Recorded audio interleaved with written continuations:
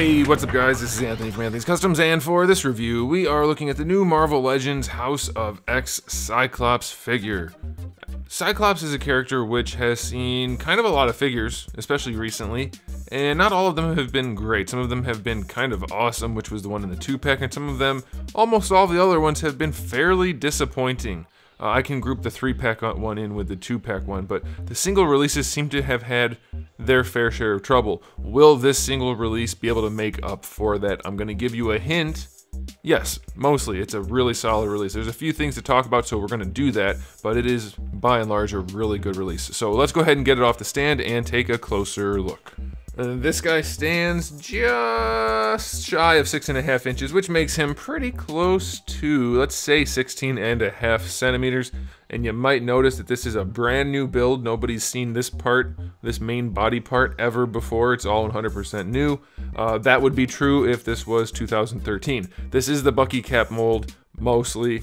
I know a lot of people are sick and tired of it and they don't like it, but I'm gonna say the same thing I've always said. It is still one of the best molds Hasbro has produced in this line of figures, and it suits this character perfectly. I don't think there's a better mold out there for Cyclops, and there's really not one that they've done better with overall. Suits this guy wonderfully. Before we get into the figure anymore though, let's go ahead and do a question of the day. Which version of Cyclops is your favorite? I am definitely partial to the Jim Lee with the hair showing at the top of the head, yellow harness, that whole thing. I like that one a bunch, but I'm also kind of split with the White X design as well. You guys can let me know in the comment section below which one you prefer. Okay, let's go ahead and talk about the aesthetics on this guy. Fairly basic figure, molded in almost entirely solid blue. We do have molded brown belt, molded silver gauntlets, and molded silver visor. That's it. The rest is paint, which is good because the belt is done surprisingly well. For Hasbro especially, that's clean. That's really clean. And they painted the little nubbins on the pouches. That's a really good thing. Looks great. Is it perfect? No. Is it good enough for a Marvel Legends figure? Definitely. While we're here, let's take a look at the gauntlets. We do have a little bit of blue paint on there, and it's got a little bit of gloss to it, so that's a nice touch. While we're here, let's go ahead and look at the face. Very clean, because we do have a few different parts going on in there to keep it nice and clean. They did a good job with that. I will say the skin tone on the face is a nice skin tone, however there's not enough of it, and you can see the nose has blue coming through, same thing with the chin. Still a very nice looking head sculpt regardless of those issues. Then the last thing to mention as far as paint, the blue lines.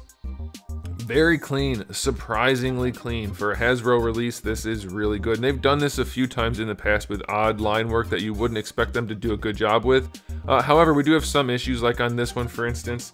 It's very crooked, and I think that's okay. I mean, it's not going to be perfect. Yeah, it lines up if you rotate the leg, but then his knee has to be pointed inside. So you're going to have problems like that with any tampography on an action figure like this. I think it's reasonable enough to accept those as acceptable problems. So that's okay. So paint-wise, it's pretty solid. I do think it would have looked better with some shading, which is always true, evidenced by the 2-pack Cyclops with Phoenix. But still, that's okay. But here's the thing I really, really want to note, which makes this body stand out even more. When you sit the head properly on the neck at the right height, it looks so much better. When you don't have a giant head, it looks so much better. This guy's head to chest to everything ratio is really, really good. They nailed it. It has really good superhero proportions as far as head size. And then the placement, you can see it sits down there snug on the neck. Really no issue at all. And if you want to cross-check this against something that has a lollipop, check out I think it's probably the last Cyclops release where he didn't have, I think it was actually the White X logo on the chest. That one. Check out that one. His head's a mess, if I remember correctly. But I can show you even easier. So look at that head right there. See how nice that looks? All right, let's pop that off. And then let's look at this head, which is the same head, more or less. It comes in the same package, but it sits too high because of the way the peg is. See how much dopier that looks? The head's a little bit bigger because it's a different sculpt, and the way they did it, it ended up being a little bit bigger, and it sits too high. Just a touch, just the tiniest little bit. You can see that light poking through there at the back of the neck. It's just a tiny bit, but look at how much dopier it looks. It makes the head look big, the body looks small. Tiny, tiny changes in proportions can make a huge difference on a figure, or anything really, but that's how it works. Like, think about cars, for instance. If maybe you're into cars and not sculpting as much, put bigger wheels on a car. Watch what happens. Even an inch bigger makes a difference. An inch can be a lot. That's what she said. But you can see what I'm saying here. The whole thing is made so much better by having the proper proportions and proper placement of the head. I'll stop harping on that, but it's just nice to comment on it when it's a good thing. Hasbro needs to be reinforced when they do good things just as much as they need to be scolded when they do something that's less good. So I'm happy to point that out. So I do love the aesthetic on this guy. I'm gonna give it an 8 out of 10 for a Marvel Legends figure. It's still fairly basic, but they did do a lot of things really well. Okay, let's go ahead and talk about the accessories. You already saw we have the alternate head with the optic blast effect. So yeah, you have the optic blast effect. That's it, nothing crazy. You still only have the one fist hand and the one optic blast hand. I think that's fine. Yeah, we could have more hands, but I think that'll do just fine for Cyclops. A little bit limiting, but it's acceptable. So that's fine. 7 out of 10. Average on the good end, you know, like right in between 5 and 10. 7-ish, you know, that's fine.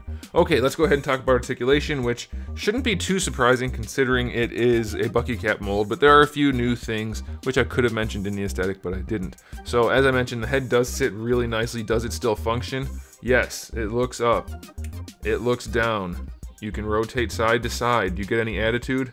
A little bit, not a ton. You get a little bit of attitude. It can be achieved to have it sit properly and have attitude posing, but this is, I think, a better trade-off. It looks good in basically every pose. A little bit more attitude would be nice, but probably not as crucial as the aesthetic.